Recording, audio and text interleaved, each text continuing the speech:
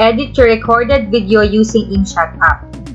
Here's an easy step-by-step process for editing your recorded video using your mobile phone. We are going to use the app InShot. What are the different features of InShot app?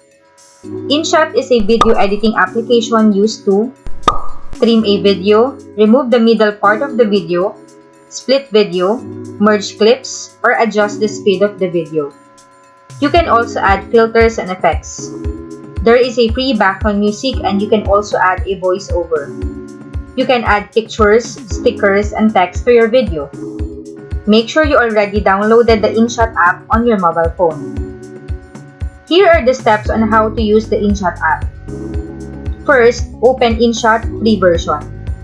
To upload your video file, click Video, then click New. I-upload or import ang video file, hindi lang ito limited sa one video clip.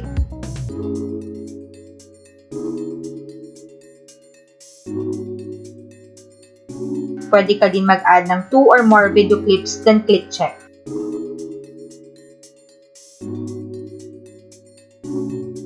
To remove the watermark, i-click ito at i-click ang Remove These Ones.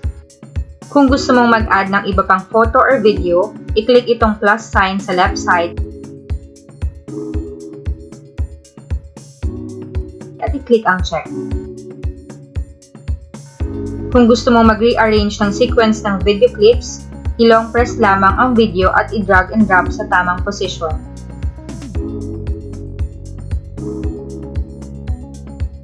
Itong canvas ay ginagamit para makapili ng ratio, zoom, or background ng iyong video. Sa ratio, kung gusto mong i-upload ang video sa YouTube or Facebook, ay ito ang piliin mo, 16:9.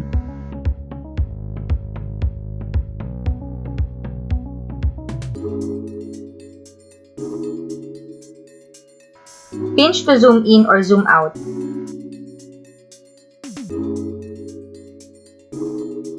Pwede ka din pumili ng background kapag naka-zoom out ang iyong video.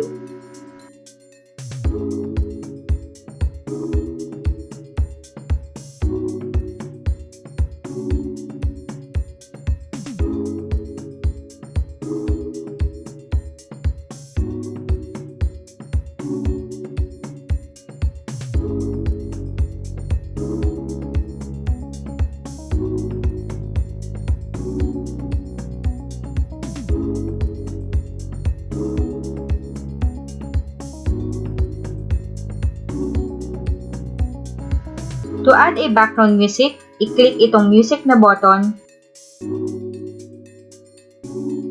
piliin ang tracks at madami itong free background music options.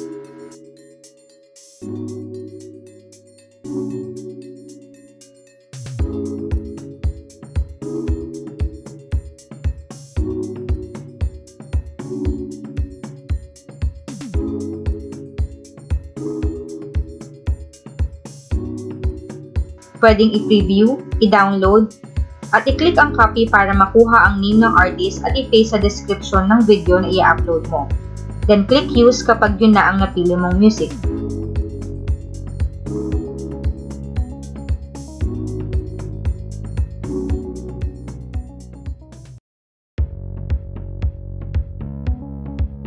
I-click ang in-add na background music para i-edit at hinaan ang volume.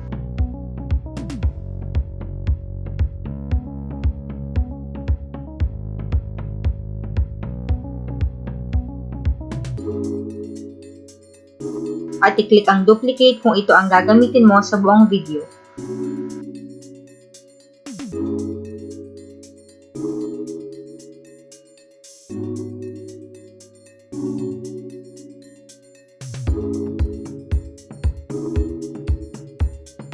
To add sound effects, click Music, click Effects at pumili ng sound effect na kailangan mo.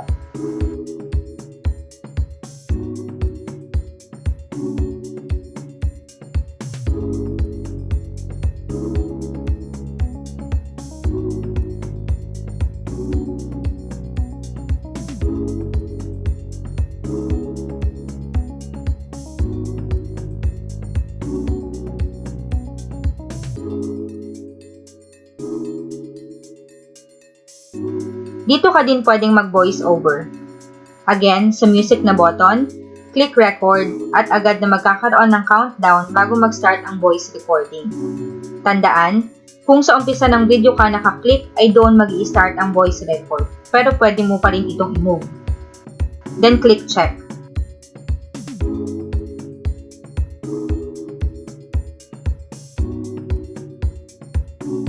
Ito naman ay para makapag-add ng sticker or image sa iyong video. Choose a sticker.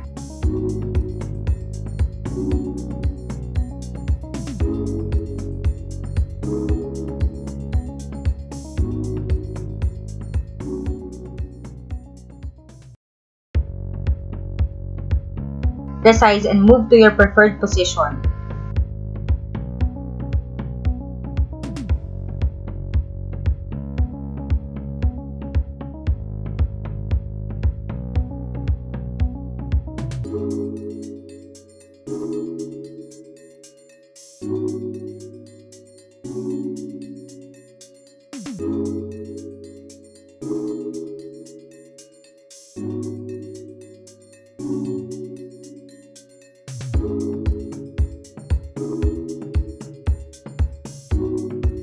Choose a picture that you want to add from camera roll, then resize and move.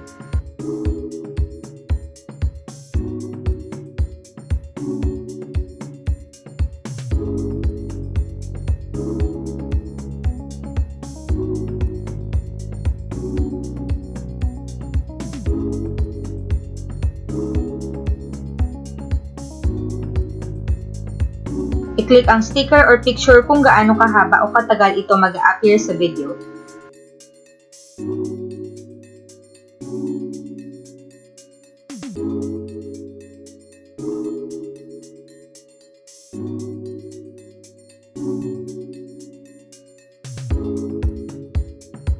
Next is adding a text.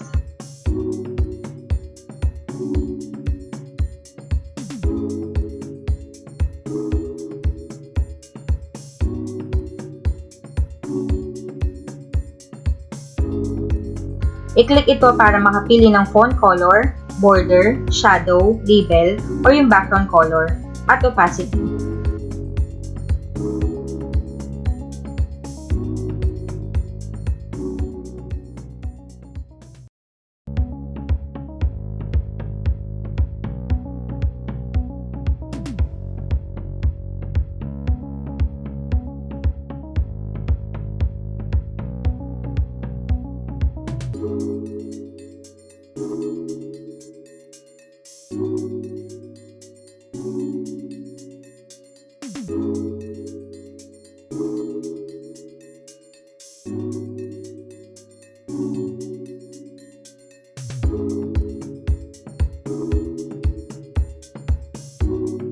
I-click naman ito para makapili ng font.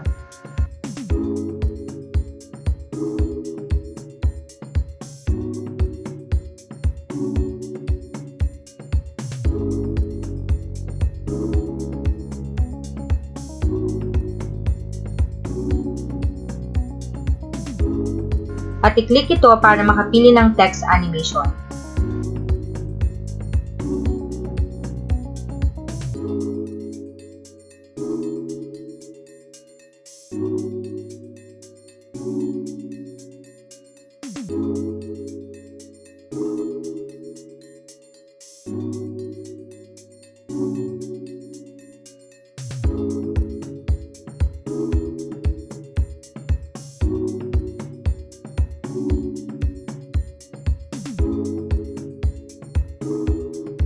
I-long press para ma-move kung saang part ng video ito mag-a-appear. Para same ang properties na in-apply sa text, i-click ang text at i-click ang copy or duplicate at i-move kung saan ito dapat mag-a-appear.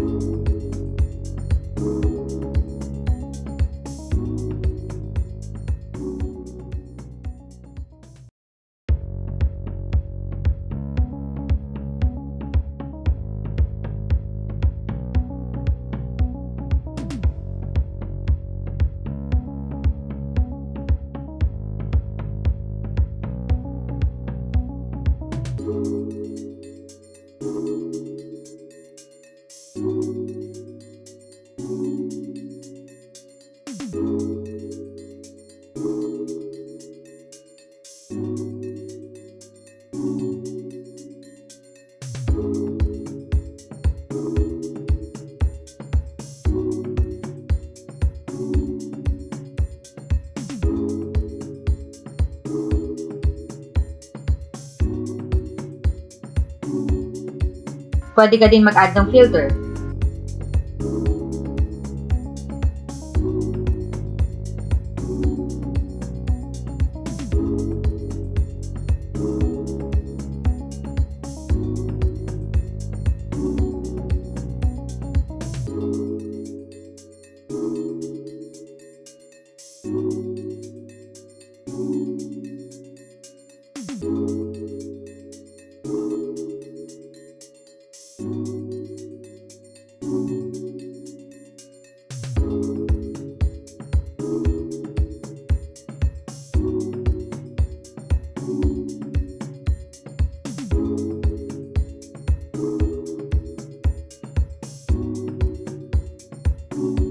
Then sa pre-cut button, may 3 options na pwedeng gamitin to edit the video.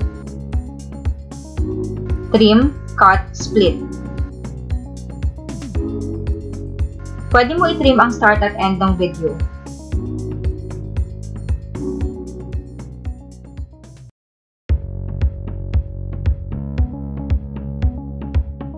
Pwede ka din mag-cut ng sections from the middle part of the video.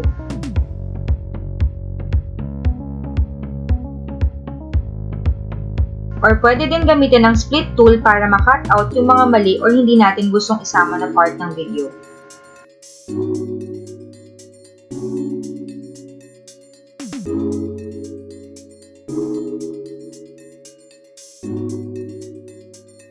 Next is yung split button. Pwede ka dito mag-cut out ng ibang parts ng video. I-click ang video clip at itapat kung saan magka-cut, then click split. I-click ang na-cut na part ng video and then click delete. At i-try i-play.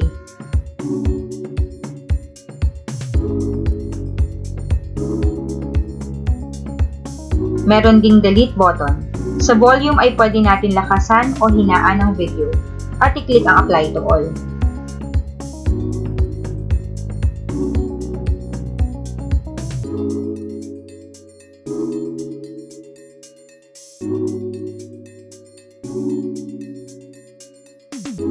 Pwede ka din mag-change ng speed para mas bumilis o bumagal ang video.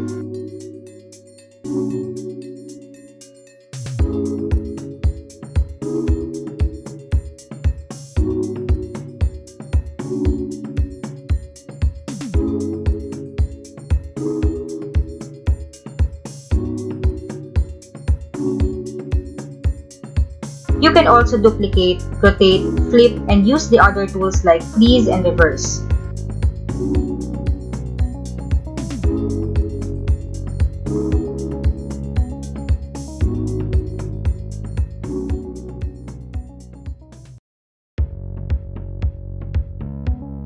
Kapag tapos ka na sa pag-i-edit, pag-i-split, add ng text, sticker, or voiceover, ay i-try muna itong i-play hanggang sa matapos ang video para ma-check kung ito ay maayos na.